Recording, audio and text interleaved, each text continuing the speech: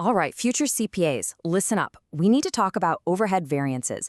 I know, it's that one topic on the LCPA that looks like a total monster. But trust me, you can totally crush this.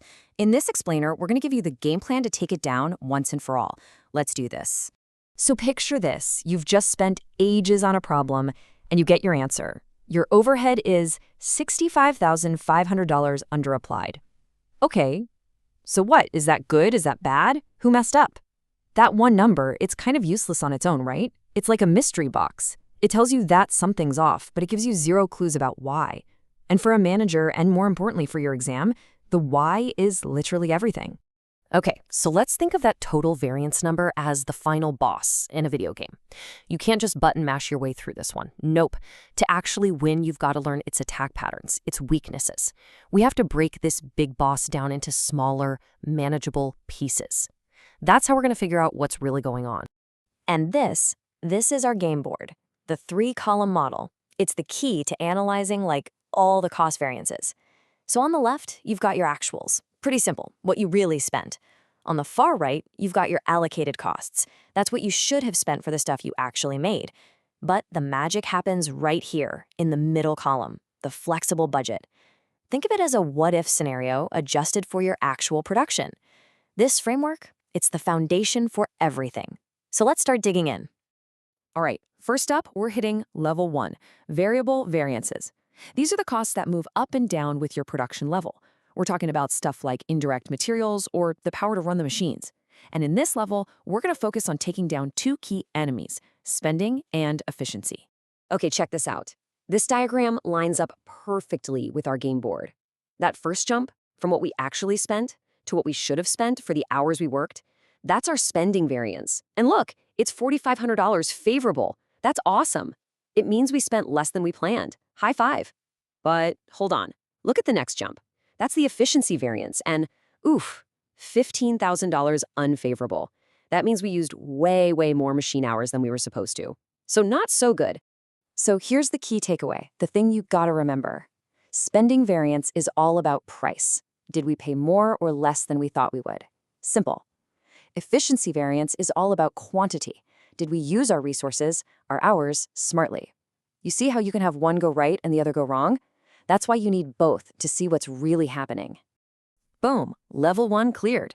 You're doing great. Now, let's gear up for level 2, fixed variances. We're talking about costs like rent, salaries, the stuff that stays the same no matter how much you make. Because these costs behave differently, the way we analyze them is a little different too. It's a whole new challenge. Okay, let's pull up the map for fixed overhead. The first piece is the spending variance. This one's super straightforward. We budgeted a certain amount and whoops, we spent $9,000 more than planned. Unfavorable. Easy enough. But this next one, this is the one that trips everyone up. It's the production volume variance. And look at that number, $46,000 unfavorable. That is a huge deal. So we really need to zoom in and figure out what on earth that means. So what is this production volume variance? Honestly, it's just the cost of unused capacity. That's it. Imagine you pay rent for a huge factory because you plan to make, let's say, 12,000 widgets, but you only ended up making 10,000. Well, you still paid for the capacity to make those extra 2,000, right? You just didn't use it. This variance puts a dollar value on that wasted potential. It's basically a penalty for not producing as much as you thought you would. Okay, deep breath. You've cleared the levels. You've honed your skills. Now it's time for the final boss. We're going to combine everything, variable, fixed, all of it, into one massive integrated analysis. This is where we bring it all home and learn the 4, 3, and 2 variance takedown. And here it is, the whole battle map, all on one screen. Remember that big, confusing, underapplied overhead number from the very beginning? Well, this right here is the answer key. It shows you exactly how the variable variances and the fixed variances all fit together. This is how we finally deconstruct that big boss and see the full story. Okay, let's break this down. This is the most detailed view you can get, the 4 variance analysis.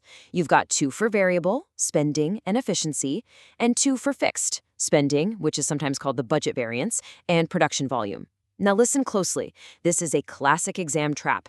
There is no efficiency variance for fixed costs, and there is no volume variance for variable costs. Write that down. It will save you points, I promise. Now, the four-variance method is amazing for getting all the little details. But in the real world, and on the exam, sometimes you need a summarized version. So we're going to level up again by learning how to combine these into a three-variance and then a two-variance analysis. It's all the same information, just squished together in different ways. Getting to the three-variance analysis is super easy. All you do is combine the two spending variances.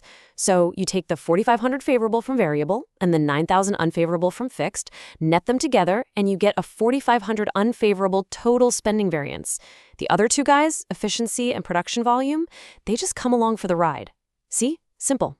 And finally, the two-variance analysis. This is the ultimate big picture view. We just take it one step further. We combine that total spending variance we just calculated with the efficiency variance. That new combined number gets a special name, the flexible budget variance. And the production volume variance? It still stands alone. So now you've boiled it all down to just two things: how well you manage your flexible budget and how well you used your factory's capacity. Okay, you've made it through the whole analysis. Now for the part you've been waiting for, the LCPA cheat codes. Seriously, get ready to screenshot this, write it down, whatever you gotta do. This is the high-yield, must-know stuff for exam day. Let's do a rapid-fire review. Burn this into your brain. VOA spending, it's about price. VOA sufficiency, it's about hours. FOH budget, did you stick to the plan? FOH volume, did you use your capacity? Now for the models. 4 variance, max detail. 3 variance, combine the two spending ones. 2 variance, combine spending and efficiency. Got it? Good. Okay, when you see one of these questions on the actual exam, here's your attack plan. Step 1, find your target. What's the total under or over-applied overhead? That's the number you have to explain. Step 2, deconstruct. Calculate the 4 core variances we just talked about. Step 3, reconcile. Add those 4 numbers up. Do they match your target from step 1? If they do, boom, you know you did the math right. Now all you have to do is explain what it all means. So there you have it. The big boss is defeated. You now have the skills to take any mysterious overhead number and break it down into a story that actually makes sense. But here's where I'll leave you. The calculations, that's just the first step. The real power, the real skill of a CPA is using that information. So think about it. As a manager, if you knew you overspent on some things but were also super inefficient with your machines, what would you do differently next month? That's the question that really matters. You got this. Good luck.